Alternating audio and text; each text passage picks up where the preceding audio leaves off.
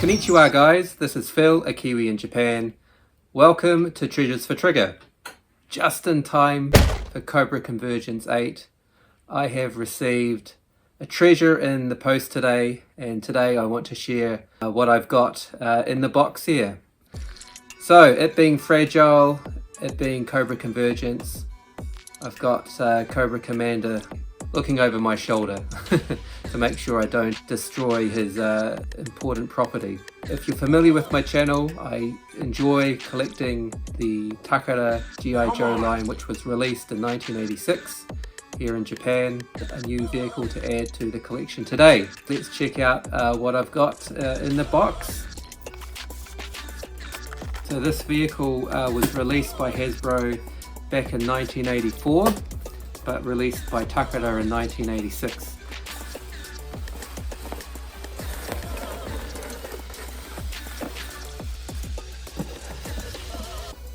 Okay, a couple of little baggies here.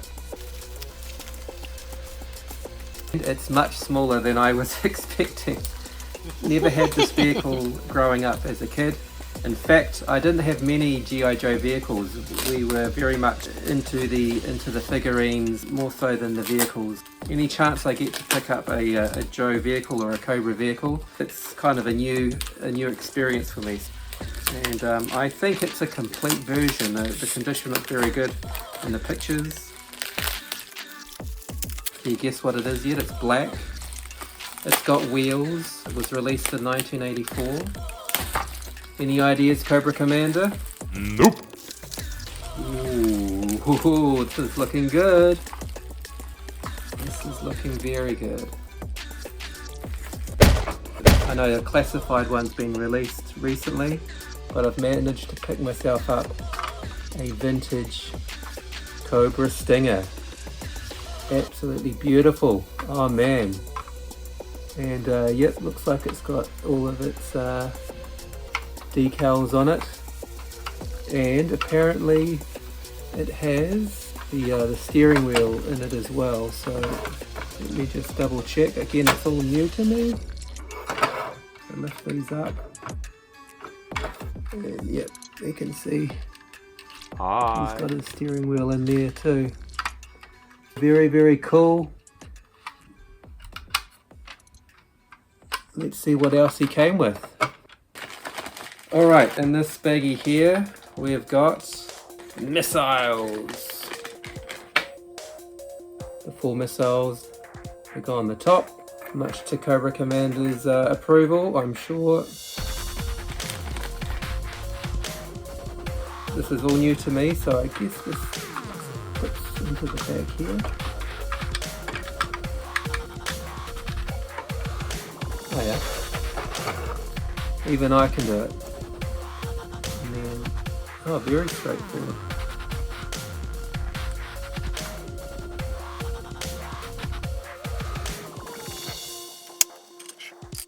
Maybe my Barcelona shirt wasn't the greatest choice. I've been able to see the red missiles.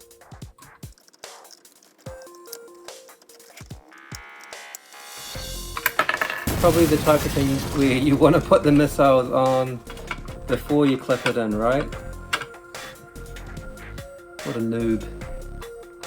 A noob with 1986 toys.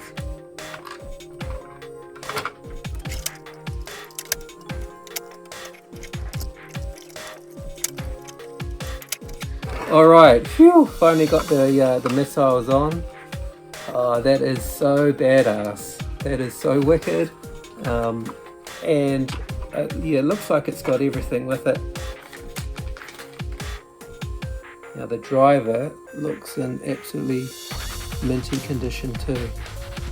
And I've mentioned this in a couple of my other videos. If you haven't seen any of my other videos, I've got a few Takara G.I. Joe videos on my channel, so check them out. Don't forget to subscribe while you're there, guys. But yeah, I've found that a lot of Takara released Joes that I get over here, I don't know what it is. Maybe they get their old stock from shops and they've never kind of been opened, and it looks like someone's sort of unboxed this very recently, and it's clearly never been played by a child. It hasn't seen any sunlight. I think I've seen pictures of this driver with all sorts of different fadings and shades of grey, so it's a minty looking condition for the driver as well.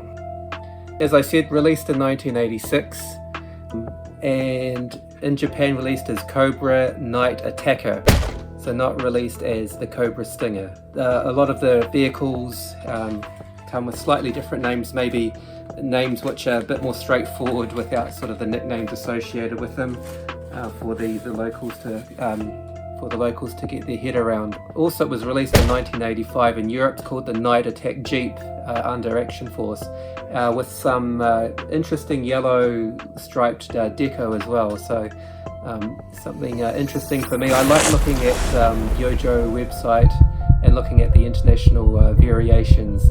I think Takara decided the Cobra stuff, the Cobra vehicles, the Cobra figures look perfect as they were, so they didn't actually make any changes.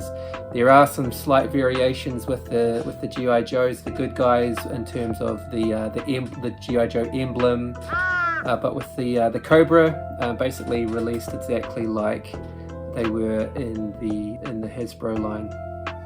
So yeah, top-notch stuff. It's good to have a couple of vehicles on the Cobra side to catch up with the Joes. In Japan, you drive on the right hand side, but the steering wheel is still on the left side. So they haven't adjusted that. But oh man, what an outstanding! And as I say, I've never physically seen this. I didn't have any friends that had this in New Zealand when I was growing up.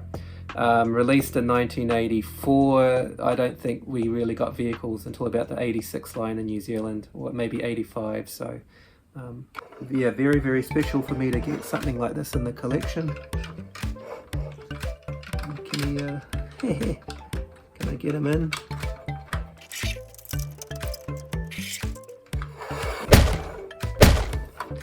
So there we go, guys. This is my contribution to Cobra Command. This is my contribution to Cobra Convergence 8. And big shout out to Brian, Hooded Cobra Commander, for all his years of service putting together Cobra Convergence. This is my third year now being a participant, and it's absolutely fantastic. It's a great way to get everyone together, a great way to discover new channels, and for someone like me in Japan who feels a long way away from a lot of the G.I. Joe community in terms of not being able to do things like go to Joe Fests and that sort of thing, Cobra Convergence really is a great opportunity for me to get involved and to meet lots of new people and to discover lots of new channels.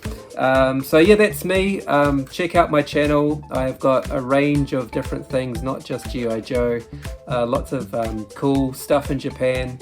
Yeah, that's me. This has been Phil, a Kiwi in Japan with Treasures for Trigger and his Cobra Stinger. Cobra! Thank God that fool's gone. Now driver, while I think of it, now that we're in Japan, can you please change that steering wheel and have it placed on the right hand side? I want to be a law-abiding citizen while I'm in this country. Yes, my great commander. Wakarimashita. And while you're at it, can you change the interior of this house? It's far too white and plain for my liking. No!